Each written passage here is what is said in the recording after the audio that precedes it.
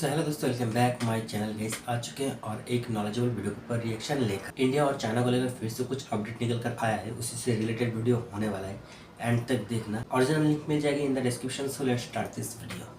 देखिए, दिवाली से पहले भारत चीन में एलएसी विवाद को लेकर एक समझौता साइन हुआ था। समझौता आप सभी को पता है कि लद्दाख की जो उत्तरी सीमा है, यानी विशेष रूप से जपसांग और डेमचौक इलाके में जो चीनी सेना अपना डेरा डाले बैठी थी, उसे पीछे हटाना था। और वहां पर जो भारतीय सेना को चीन की ओर से पेट्रोलिंग करने से रोका जा रहा था, वो गश्त बिना किसी शर्त के फिर से शुरू करने की अनुमति देनी थी।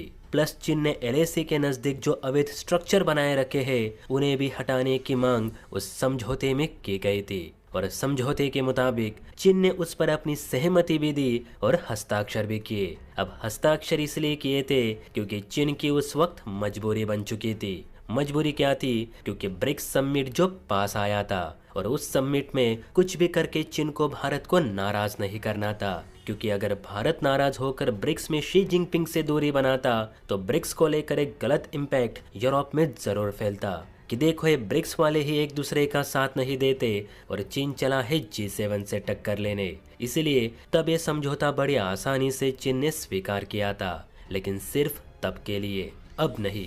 ऐसा इसलिए कह रहा हूँ क्योंकि कुछ न्यूज निकल कर आई है जिसमें बताया जा रहा है कि एलएसी पर चीन ने अपनी चालाकी दिखानी फिर से शुरू कर दी है। दरअसल लेटेस्ट मीडिया रिपोर्ट्स के मुताबिक चीनी सेना की ओर से डेमचौक इलाके के आसपास फिर से चाइनीज ट्रूप्स की मूवमेंट दिखने लगी है।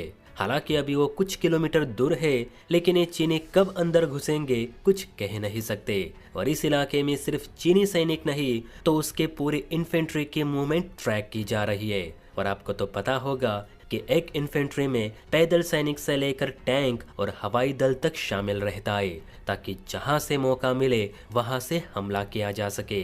और अब चूंकि ब्रिक्स का कार्यक्रम हो चुका है, तो चीन भी अपने असली रूप में वापस आ चुका है। और शायद इसकी कल्पना भारतीय सेना को पहले से थी, इसीलिए भारत की ओर से भी 50,000 वाली जो इन्फेंट्री 2021 में एलएसी पर तैनात की गई थी, वही इन्फेंट्री अब फिर से एलएसी के फॉरवर्ड बेसिस पर तैनात की जा रही है। और सिर्फ पैदल सेना नहीं, तो भारतीय वायुसेना की ओर से राफेल और सुखोई जेट्स तक रेडी टू फ्लाइंग मोड में डिप्लॉय किए जा रहे, ताकि अगर चीन कुछ गुस्ताखी भी करता है तो समय से पहले ग्राउंड जीरो पर पहुंचा जा सके।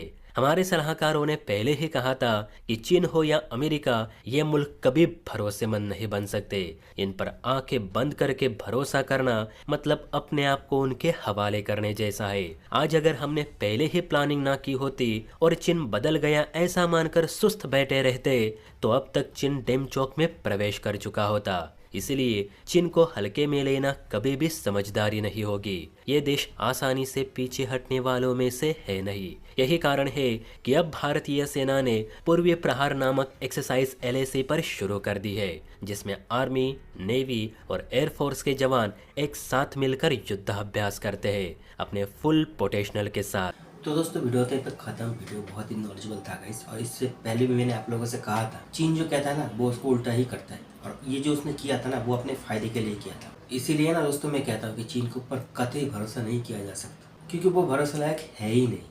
तो फिर किस चीज़ का भरोसा करें उसके ऊपर? फिर से उसने अपना गंदा जो मानसिकता है उसका परिचय दे दिया ना।